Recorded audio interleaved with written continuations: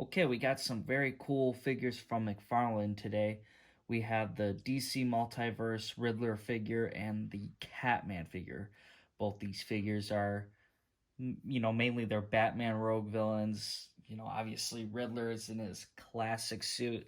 Definitely reminds me more of him in the Super Friends show. That's the one I always kind of remembered him in that jumpsuit with all the question marks. So that's a great looking figure here. He actually also has a platinum coming out. Um, so there is another version of this figure coming where it's just like kind of one question mark, darker suit, darker purple. So hopefully I'll be able to get my hands on that one, review that one as well in the future. But you also have Catman, who I believe might have another version coming out where he's not having a cloth cape such as this. From San Diego Comic Con, they did show him in that lineup, and the cape, it could have been cloth, it could have been a digital render where it was showing it as more of a plastic cape, kind of blowing in the wind, somewhat kind of like this. That might be the case, might not, might have just been an early leak to this same exact figure, and it could have meant that there's no extra Catman coming. But if there is, then there is going to be one that just doesn't have the cloth cape. I'm not a fan of cloth capes. I prefer the plastic. I like the detail in them. Sure, the cloth is nice for if you want to throw them in a vehicle. However, I don't think for Catman it's necessary. This cape is very nice. It's light. It's kind of see-through. I don't know if it's popping up in the camera really, but you can see through it, and it's, I guess a nice cut to it. Not too crazy about it though. I think it could have been okay with just a plastic cape. Now he does have alternate hands where he doesn't have to have these claws. The claws up close look very nice though. I love the detail edging on it. Very cool, and can be a little sharp, but very cool, nice belt here. You have a some spots here where you can throw his knives in. So, and I'm not sure if there is going to be like a regular release or in-store release, if he's going to come with knives, because it didn't really show it. So I wonder if the belt might be different if it's not there.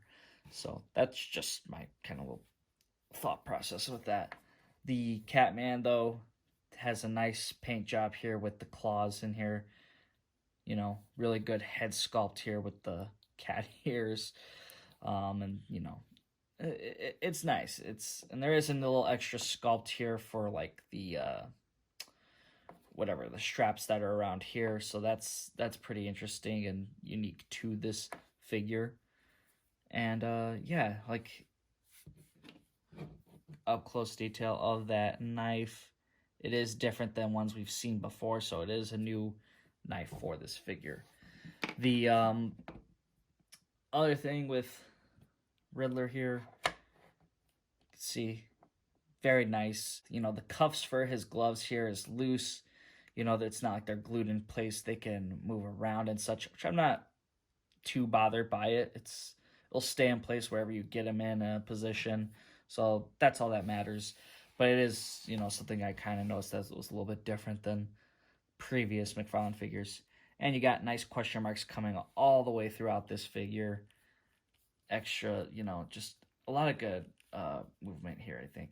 And this is a hard piece here. It's not like it's soft and you could press in to a center of a figure. So this is a good, nice sculpt. Okay, here is the Riddler next to the DC Universe Classics version. The McFarlane one is definitely lighter compared to the Mattel one. I think both are definitely great figures, though. This one's a little bit more slick back, though. I feel like that matches more with the box art here, while this one just has kind of like a nice, the hair could have been pulled back more, I think. The Riddler next to the other Riddlers from McFarlane, and I don't know why, it just really hits me that the movie version from the Batman, he doesn't have a cane. I actually wonder if he does get injured and comes back in a sequel with a cane. That'd be pretty cool.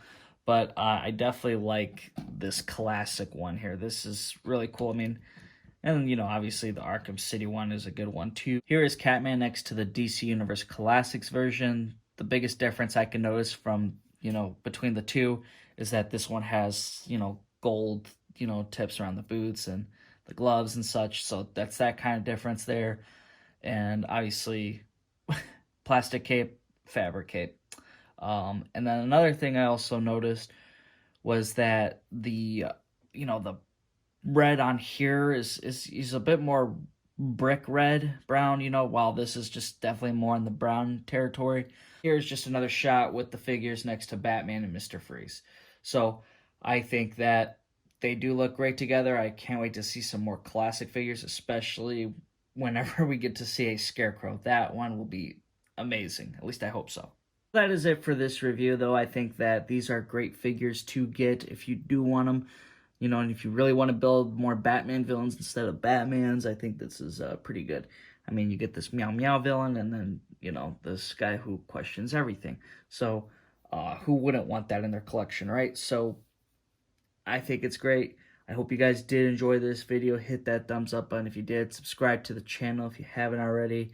And I will see you guys in the next one.